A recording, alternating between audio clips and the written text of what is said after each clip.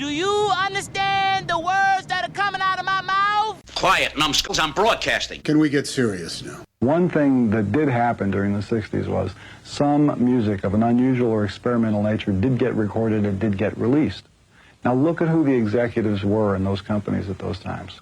Not hip young guys. These were cigar-chomping old guys who looked at the product that came and said, I don't know. Who knows what it is? Record it, stick it out. If it sells, all right. We were better off with those guys than we are now with the supposedly hip young executives who are making the decisions of what people should see and hear in the marketplace. Success in the music business begins with a dream, a vision. This podcast will give you, the listener, the insight and tools to turn that vision into a reality. Meet the industry professionals who work day by day behind the scenes, helping to make those dreams come true. Welcome to the business side of music. In the studio today, Studio City, California, Ryan Neill, who is the music supervisor, VP of music production with Spirit Music Collective. Ryan, welcome to the show. Thank you for having me here. Looking at your bio, first of all, there's a few things I have to admit I like. I saw that you were the music supervisor for the TV series Darrow and Darrow, which is on Hallmark Channel featuring Kimberly Williams Paisley, Todd Kavanaugh, and Wendy Malick. One of my favorite, I guess, murder mysteries to watch. And then you also did the Hallmark film Christmas at Dollywood with Danica McKellar and Dolly Parton. You delve into a lot of things in film and television, don't you? Yeah, I do. I've been real fortunate working for a music production company that's called Spirit Music Collective, and we provide music for TV shows, commercials, films, and, kind of whatever opportunity comes through the door. It's always something cool, different, and challenging. You went to CSU Northridge. You got your degree from there, bachelor degree in music, and then you went to work for a really cool production company, Tri-Crown Productions. That's easier to read than it is to say. And then Studios. Is that where you really got your start? It is where I got my start. I got my degree as a trumpet performance major at Cal State Northridge. And I went there because my plan was just to go play in the big bands at Cal State Northridge, and then I would figure it out from there. And when I graduated from college, I wanted to be in the TV, film, music world, and I couldn't get a job. I knew composers, I knew some people, but like most people who have just graduated college with their degree, it's really hard to get a job in music. So I had an opportunity of a friend who was being promoted as the runner at Tri-Crown Productions, which is a wonderful TV production company.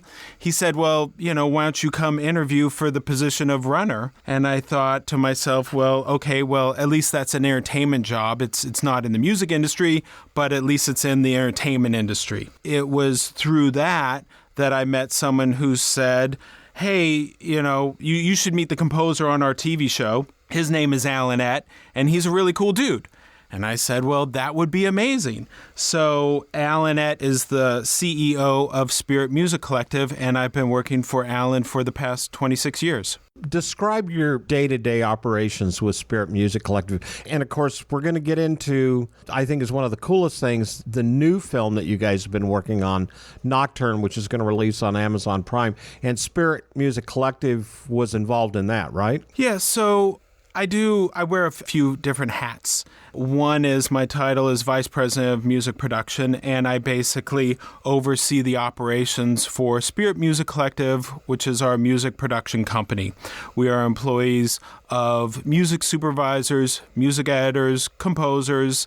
We take care of clearance, business affairs, kind of anything that goes into the production aspects of music for TV, film, and commercials. And then I'm also a music supervisor. I'm a member of the Guild of Music Supervisors. I play the role, or I am the role as music supervisor on a TV show, commercial, or film. One of the highlights for me personally over the past year was working on this film called Nocturne, produced by Blumhouse Television, that will be coming out on October 13th on Amazon Prime. But my day-to-day, every day is different, even though it's all surrounded around music. But usually it's working with various composers to fulfill the needs of whatever the project is that we're working on, working alongside on a daily basis with our music editor. His name is Earl Sanders, who's a wonderful co-worker that I've worked with for the past 24 or 25 years. He does, in addition to editing music through our Pro Tools systems, but he also does mixing and mastering of our music. So we're always creating new music, acquiring new music. That's, kind of the day-to-day. And then really another big side of it is that's critical is you have to be trying to find the next opportunity. So that's where the sales comes in. Have to develop new relationships, maintain current relationships, and find the next amazing opportunity. When you talk about creating versus acquiring music for a film or a television show or a commercial spot or whatever it's going to be used for, is there a certain percentage that's one more than the other? How much creating music versus capturing something that's out there do you do? I'd say, honestly, we really do both equally at the same time. We have composers on staff. We work with outside third-party composers on various projects. So there's always music creation and composition going on a regular basis. We also have another company called Spirit Production Music, which is our library company. And for music libraries, that's representing catalogs for representation exclusively in the United States. And those types of deals and relationships happen on a regular basis. Those libraries that we represent, they're sending us new music to represent in the United States on a weekly basis. So it's really kind of both are always happening. The upcoming Amazon Prime film, Nocturne, which is going to come out October 13th, produced by Blumhouse Television. When you and I chatted in our pre-production meeting last week, you said it was interesting finding some of the music, and without spoiling too many details of the plot, and we're going to put in our show notes the link to where people can see the trailer for this, and we definitely recommend watch this movie when it comes about. It's a music-themed movie, I guess in some aspects it's also a thriller. Some of it deals with classical music. When it comes to getting releases on that type of music, you and I talked about that, well, it's not so much always public domain, is it? Yeah, so Nocturne, I was so lucky to have this opportunity come across my desk. It's a dramatic thriller that takes place in a high school performing arts academy. So not only is there music, but there's also dance and there's acting that you would typically see in a performing arts academy. Our story centers around two sisters, and both of them are fabulous pianists. There is, in the classical world, and really in the music world, coming up as an artist, there is extreme commitment and sacrifice that you have to put into your art. If you want to be a fabulous performer, pianist, trumpet player, drummer, you have to be willing to dedicate your life to that instrument and to the music. That's what's required. In this story, we have the dynamic of these two sisters. One is the shining star, and the second sister is she wants to be the shining star just as much as the other, or actually maybe a little bit more. With the piano being the central instrument, yes, there are a lot of classical pieces of music. There is a concerto competition. There's a boyfriend. He plays the cello. And we wanted to use a lot of the well-known classical pieces of music, whether they be from Saint-Saëns or Dvorak or Mozart. When you use music, any music in TV or film, you have to make sure that you have the appropriate permission and license and rights to use the music. Here we had a situation where we're using public domain music, which means that when a piece of music is so many years after the composer's death, that work will enter into the public domain, which means that you don't have to have the permission anymore from the creator to use the music. So that's why Beethoven's Fifth Symphony, you don't have to go to the estate of Beethoven to say, can I, do a piano arrangement of the Fifth Symphony? You can go ahead and just create your arrangement of Beethoven's Fifth on solo piano because it's your arrangement of that work. And what I find interesting and what's challenging is different countries have different rules in terms of when their music enters into the public domain. So going back to our case, so we have these works and the music supervisor has to be responsible for acquiring the music. Is this music public domain? Just because somebody says that it's in public domain, I'm not going to trust that person because, I don't know. And we brought in a musicologist. A musicologist is the appropriate person to be able to research if a piece of music, what's the real history of a work? When was it created? When was it finished? Was it ever registered, a copyright registered for the work? And so on and so on. And the research on that can be quite difficult and challenging, and you can go quite deep. There were some pieces of music while we were in pre-production, which is when you're talking about, this is what we're going to do for the film. That's the pre-production phase before you start shooting. And that's where you would have the ideas of, we want to use this piece of music, or we want to try to use this piece of music for this scene. That's where we were doing the research. Is this piece of classical music actually in the public domain? And sometimes we found that it wasn't. I was like, I'm so glad that we did the research because as the music supervisor, I can't put the film and Blumhouse Television in the situation where there could be a potential copyright infringement at some point in the future. So we do our proper research in the beginning. It's much better that way. We're going to take a break, get a word in for one of our sponsors. And when we come back, we're going to have some more conversation with Ryan Neill, who is the music supervisor and VP of music production with Spirit Music Collective. This is Sarah Beth Peary with the Band, coming live from Nashville, Tennessee, and you're listening to The Business Side of Music with this crazy guy, Bob Bender, hosting the show. And that's only because he won't let anyone else have the microphone, well, except maybe me. You're listening to The Business Side of Music. Hi everyone, I'm Larry Butler, and I want to send you a free digital copy of my new book, The Singer-Songwriter Rulebook, 101 Ways to Help You Improve Your Chances of Success. That's right, everything you need to know to launch your career as a singer-songwriter, all based on my 40 years in the live performance arena, and believe me, I've seen it all.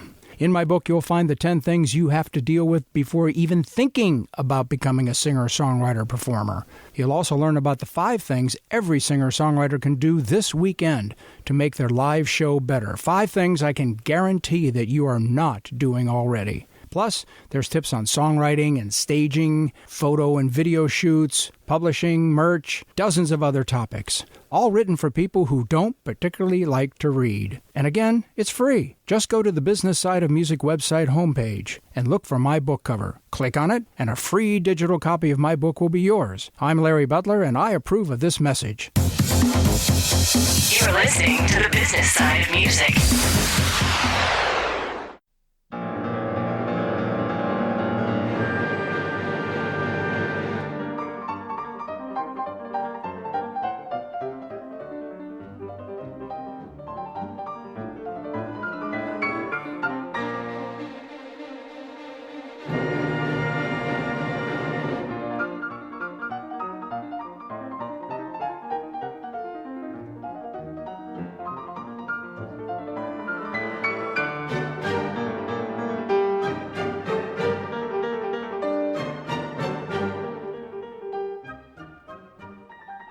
Back in the Studio City, California, that is.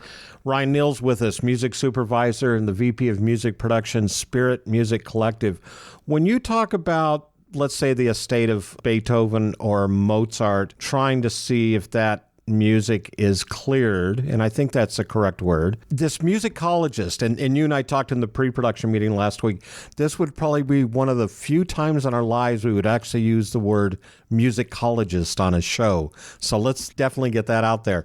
The musicologist, how do you go about finding if that music is cleared? And then if it isn't public domain, what's the next step to get something like that into the system, into the pipeline to where you can use it on a film?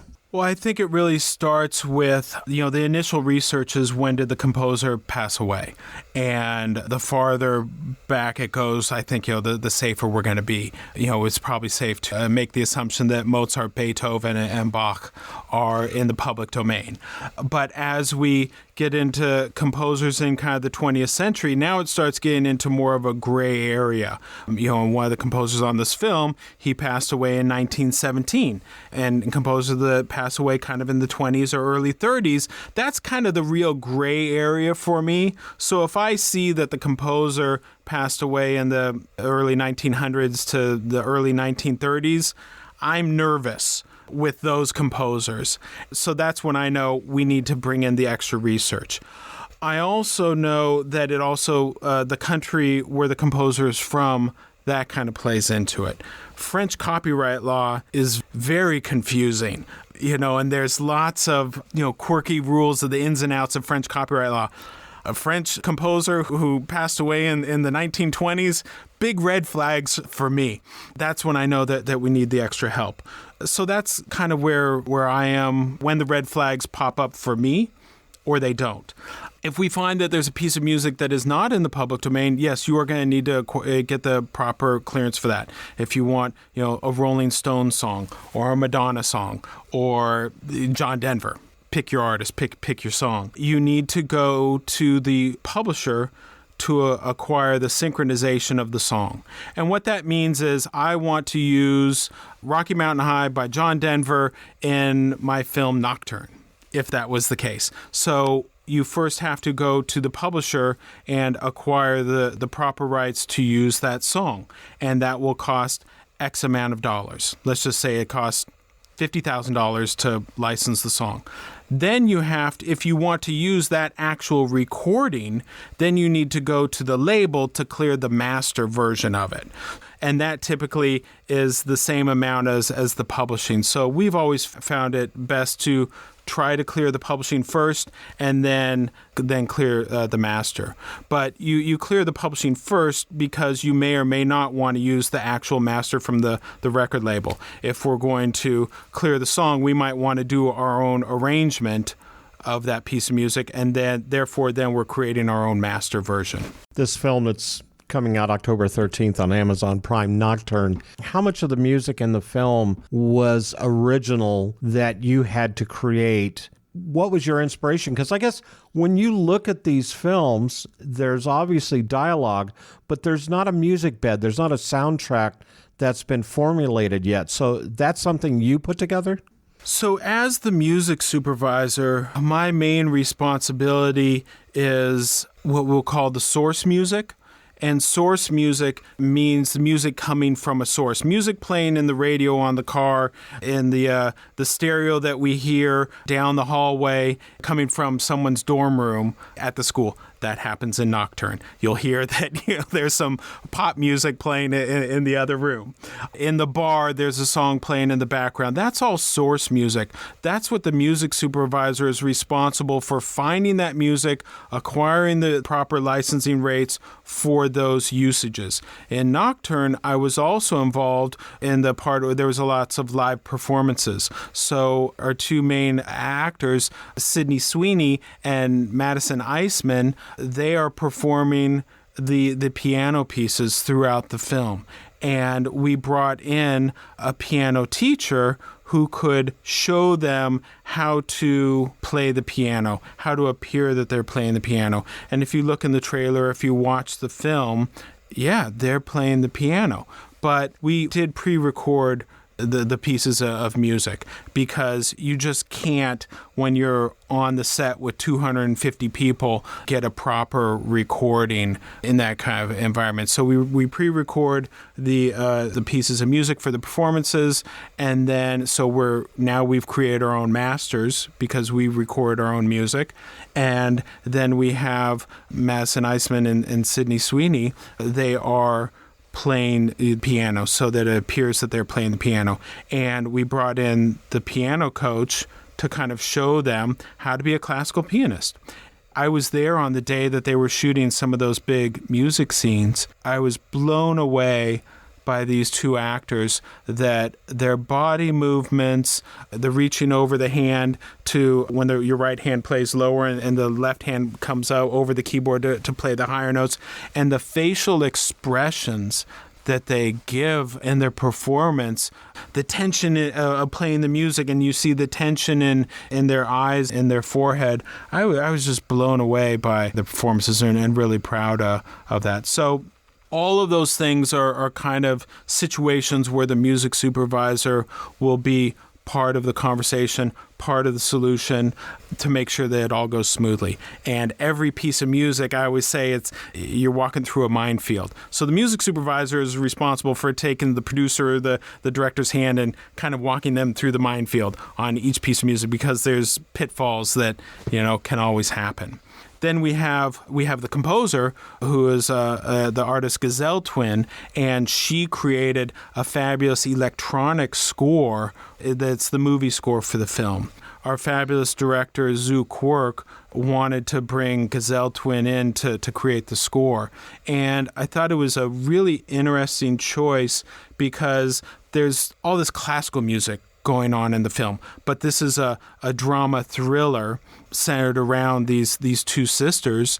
And how do you create tension with classical music? Well, the score of an electronic score is exactly the opposite, to me, of classical music. So it's a real interesting conflict and tension having classical music, and then this super contemporary electronic music score goes against the grain of classical music. And I thought it was really effective. Is that something the director went with on his own, or did you two collaborate that and try and figure out getting those two to gel together in the film? My experience is that in film, directors usually have the composer that they want to work with. That's usually the case. The composer's role is such a huge role in a film, and the director has to have absolute confidence in their composer. And it's also, who are they, going to be comfortable working with? Because most directors are not musicians and are not composers.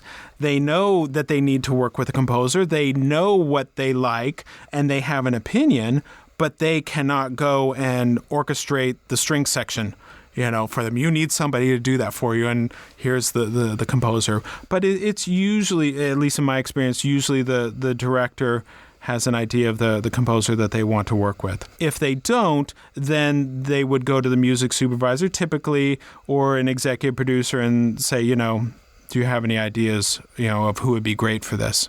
In this day and age of film and television, and because the content, there's so much content out there now, is the original music composer, do you feel like they're more in demand today than they ever have been? Or is there still a certain amount of degree of capturing music? Like you said, the John Denver's, one of his cuts, or it's a Led Zeppelin cut, or it's a Barbra Streisand cut. You obviously have a deep catalog from there to pull from, but is the composer still a viable part? Yes, the composer is still a viable part, absolutely. But I think that the opportunities for music have changed. With the current global pandemic, when production shut down, no movies are being made. No dramatic TV shows are being made, so we don't need the composer right now. But if you also look at technology in the world and everything else that's going on, all these new streaming services that are coming up every day, there's more opportunities for content to be created. And all of that content needs music. And all of that music gets composed by a composer or an artist, a creator. And so much of these other avenues of music in these new apps and streaming, this and that and the other, there's more music being consumed. And a lot of that comes from the world of music libraries. It gets licensed, and it's fabulous music that's available that we use and license for all of these other opportunities. We're going to take another break, get another word in for one of our sponsors. When we come back, we're going to have some more discussion with Ryan Neill, who's the music supervisor and VP of music production for Spirit Music Collective. Hey, this is Hem Meadows. This is Denim Sky. And together we're Hemp and Denim, and we're also here on the Business Side of Music podcast. With Bob Bender. Yeah. You're listening to the Business Side of Music. Hi, this is Tom Sabella, the creator, founder, and co-producer of the Business Side of Music podcast. It's loyal listeners such as yourself that make our podcast successful. Take the time to sign up for our weekly newsletter. Not only does it contain information on upcoming podcast episodes, but also informative tidbits on the music industry and even bonus items that we give away. All you have to do is sign up at businesssideofmusic.com and we will send you Larry Butler's new singer-songwriter rulebook. That's it. All you have to do is go to businesssideofmusic.com, sign up, and we will send you Larry Butler's new book. Thanks to all our loyal listeners. We love you. You're listening to the Business Side of Music.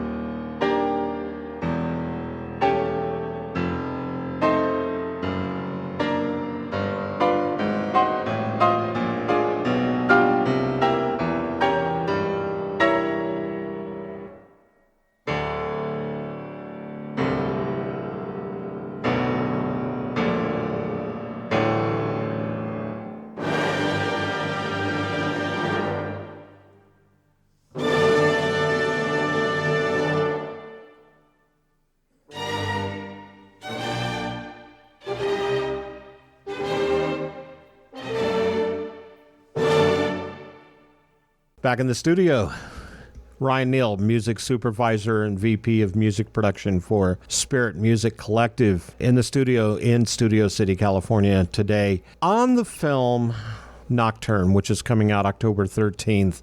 And about the time that we get this released, everybody needs to be ready to tune in, because within a day or so, you'll be able to see the movie on Amazon Prime. Was there a particular time when you were putting this together for the film Nocturne that you kind of had an aha moment that this is really cool? I did.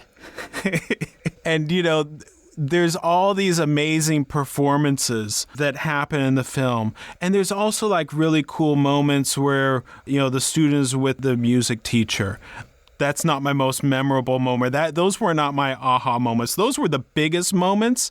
But the aha moment that I had where I said, this is really cool, is there's numerous scenes where we're in the practice room hallways of the music academy. And I grew up going to music school at Cal State Northridge. You have these practice rooms, and every school has the practice rooms.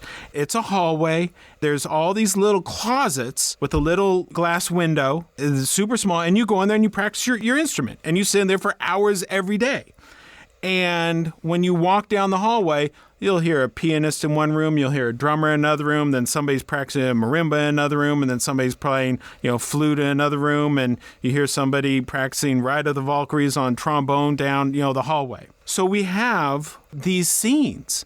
And we needed to recreate that environment. And we just couldn't, with the budget, bring in a marimba, a trombone player, a flautist, and a pianist and record all this stuff. We need to recreate the environment.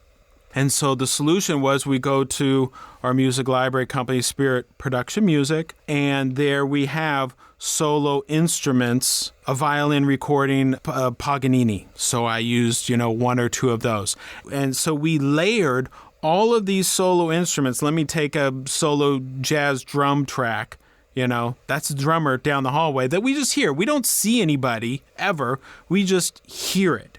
And then the mixing engineer mixes everything kind of at a lower volume, EQ out some of the low end or EQ out, the high end on the flute so that it sounds like it's coming from behind the doors.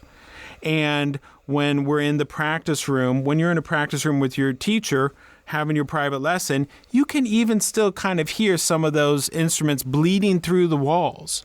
And so we recreated these sounds of the practice room hallways in the film. And I just thought it was super cool how we came up with the solution.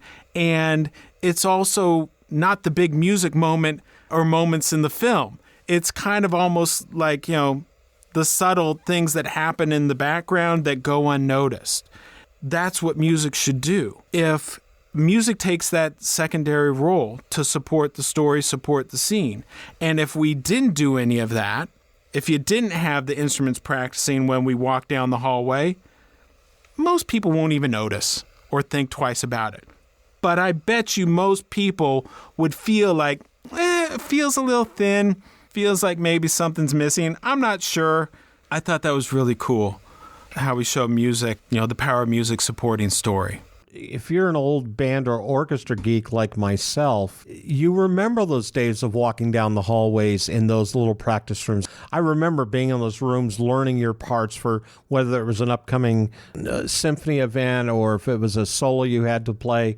And it was just this cacophony of music walking up and down the hallway. It was really cool. And I, for one, would notice that. So, yeah, thank you for putting that in there. We all of us musicians who, went to music school, we spent hours every day, all day, weekends, Friday nights. You're there in those little closets practicing your instrument by yourself. That's what you do. I can still hear the sounds. In fact, I could probably still smell the smells of those little practice rooms so many years ago. They do have a smell. Yes, they do. So this film, Nocturne, is coming out October 13th on Amazon Prime. You definitely have your fingerprint on it. And as I said at the beginning of the show, you also did the music for Darrow and Darrow, which is a Hallmark mystery crime film series, and the Christmas at Dollywood with Dolly Parton.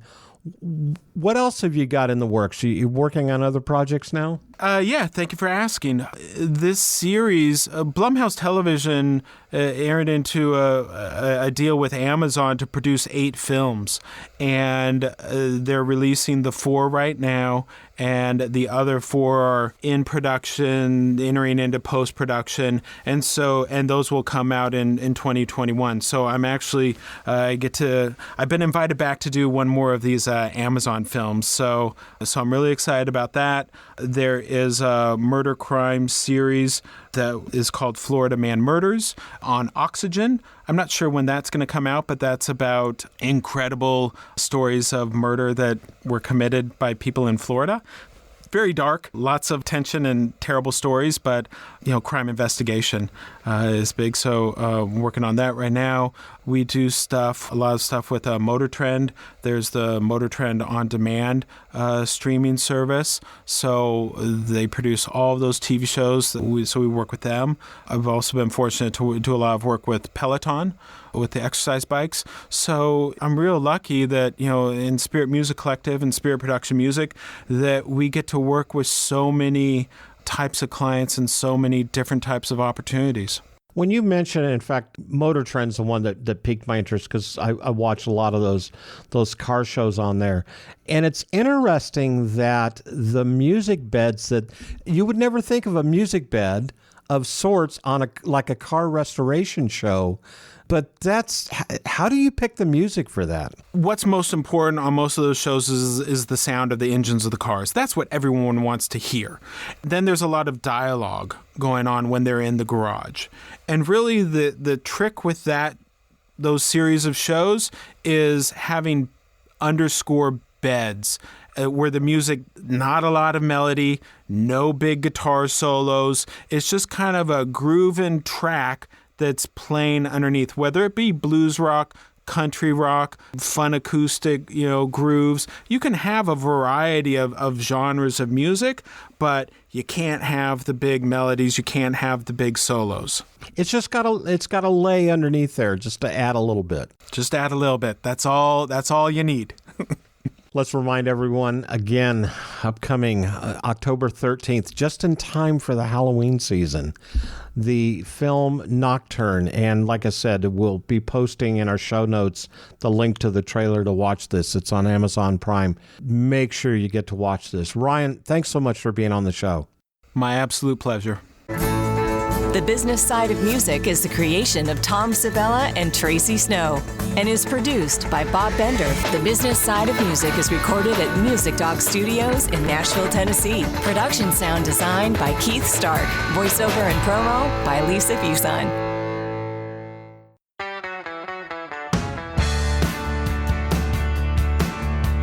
He's leaving on a plane from Boston in the morning. You knew this day would come and you didn't need a warning. He's going off to school to master architecture. When he takes off tomorrow, who will protect you? Now is the time.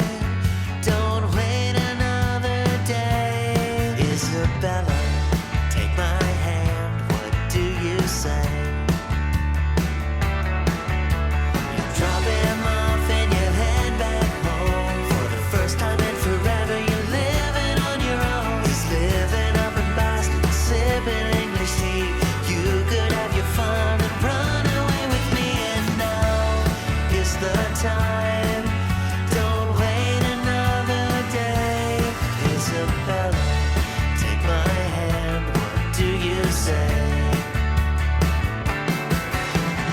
You could have your freedom. He's gone another way.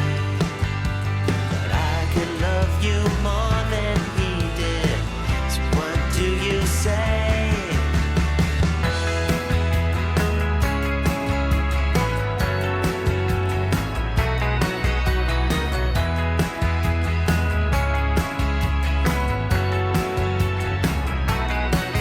So now is the time. Don't wait another day. Isabella, take my hand. What do you say?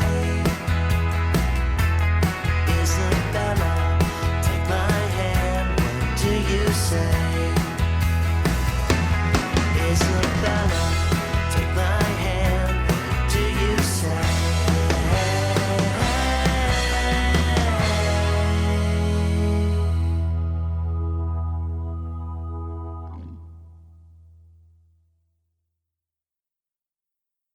You're still here? It's over. Go home. Go.